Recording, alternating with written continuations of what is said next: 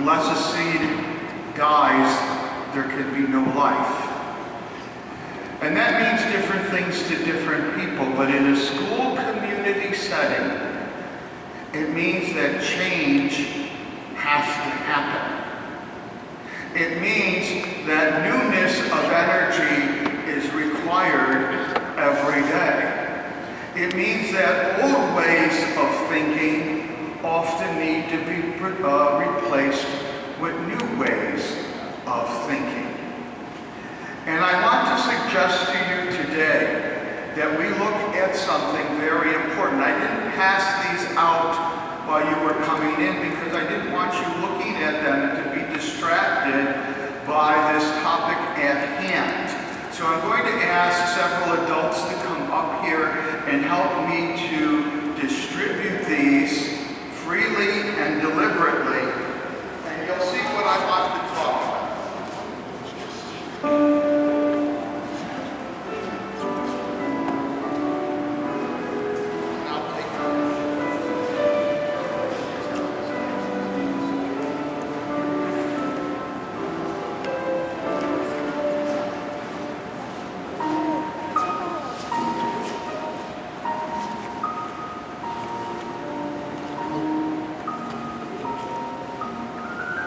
This is a bookmark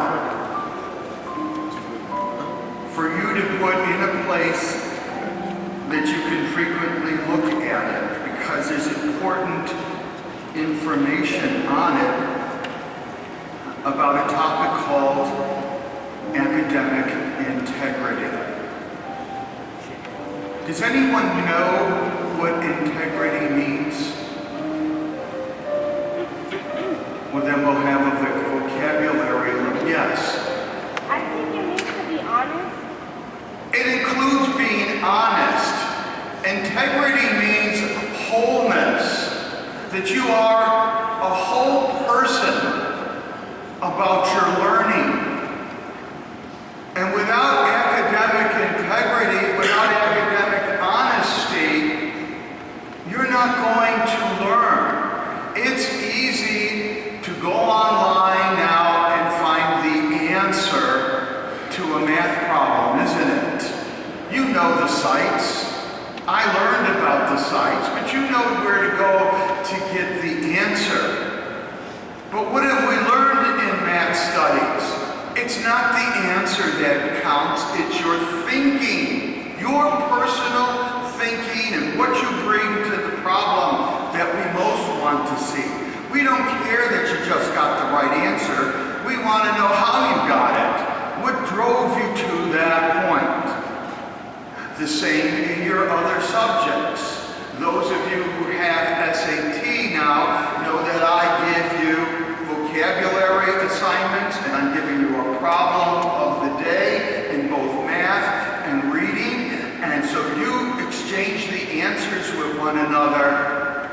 But what good is that? What learning takes place? I can't monitor that. I can't come into your small groups and say, did you get these answers from one another or did you do it on your own? Because you've got to find inside of you, and I mean that, inside of you, you have to find the grit, the strength to be the owner of your own education. That's critical. It's very, very discouraging for your principal, for teachers, when we know you didn't do the work, that you somehow copied it, that you got the answers from someone else, that you went online and had them give you the answer to the math problem. Here's the story, folks. Raise your hand if you like to struggle.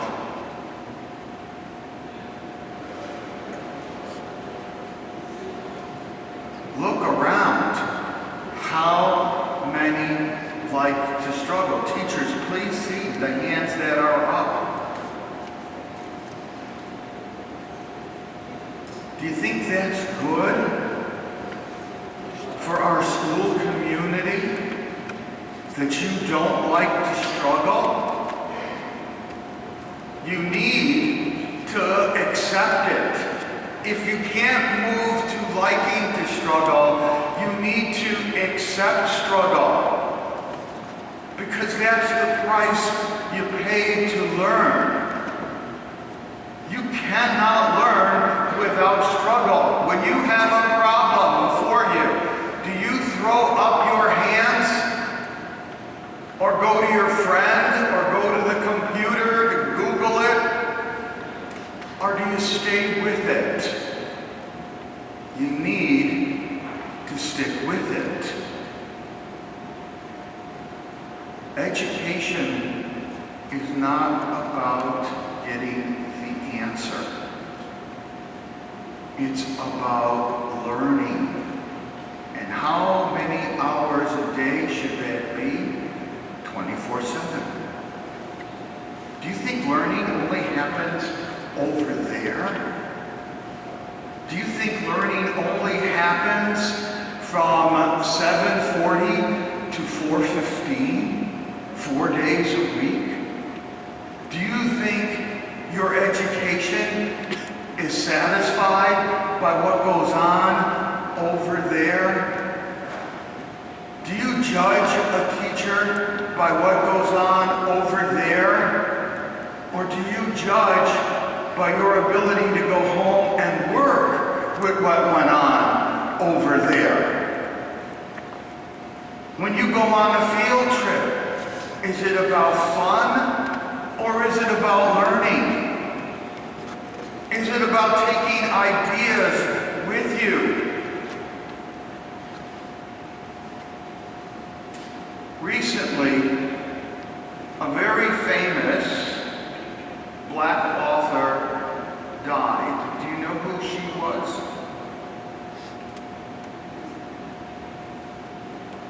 Nobody? She wrote The Bluest Eye.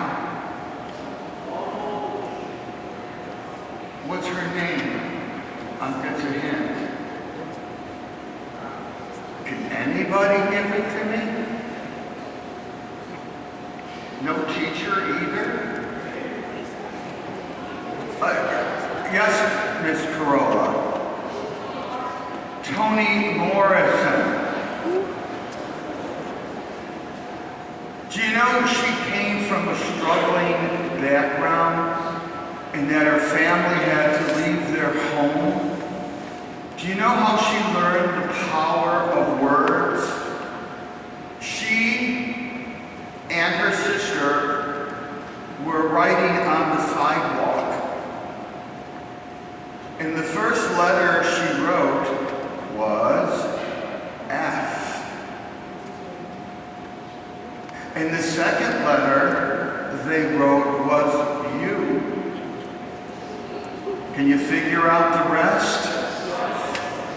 On letter C, her mother ran out of the house yelling at them. They had to erase the chalk marks on the sidewalk because she knew what they were going to spell out on the sidewalk. I think you do too, right? You'd have to be catatonic not to know. And she learned that day the power of language. How can her mother be so upset by a word? How can that word drive her mother out of the house yelling and screaming at them to erase the sidewalk, wash it off, and to never do that again? She learned the power of words, and what did she become as a result of that? One who won the Nobel Peace Prize for writing. Is that not significant? She learned outside of school a very important lesson that changed her whole life. Let's look at this card. Academic integrity means that when it comes to academic endeavors, you are honest and responsible. You don't do anything to give yourself an unfair advantage, and grades you receive are a result of your own efforts. I know this will come as a shock to you. Grades are only meant to show your knowledge, not to simply give you a good GPA. If you don't back it with knowledge, so what? And so I ask you in a reflective way, do you cheat or help others cheat on a test? We call this an examination of conscience. Your consciousness, your conscience. Do you copy something from the internet or another source without acknowledgement? Do you receive information about a test from someone who's already taken it? Do you summarize another's ideas without recognizing where they came from? Do you copy someone else's homework? I hope some of you are squirming right now in your seats. I hope you're squirming. I hope there's some guilt. Do you provide false information or excuses for incomplete assignments or absences? Do you always do your own work? These are personally reflective questions, students, that you need to ask yourself. Why? Because it's about your learning. It's about what will make you successful. And take a look at the other side.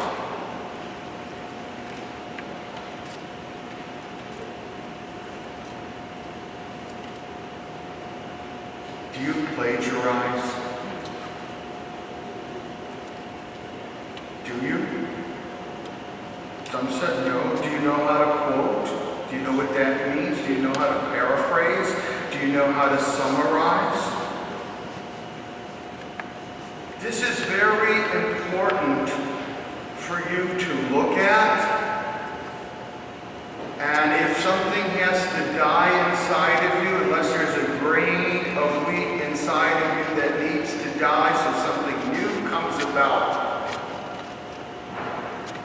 then you need to do it. Because that's what learning is, and that will lead to your success. And if you really want to be cool in college, you're smart in college. Cool people know how to think. Cool people know how to speak. Cool people know how to read. Cool people know how to write. People who are successful know how to do all those things. Cool people are busy with learning as a student and therefore are tired. It's normal. It's what all students feel. And so I'm going to ask to sit for 30 seconds. I'm going to time it. And I want you to look at that card. I want you to read it over again to yourself.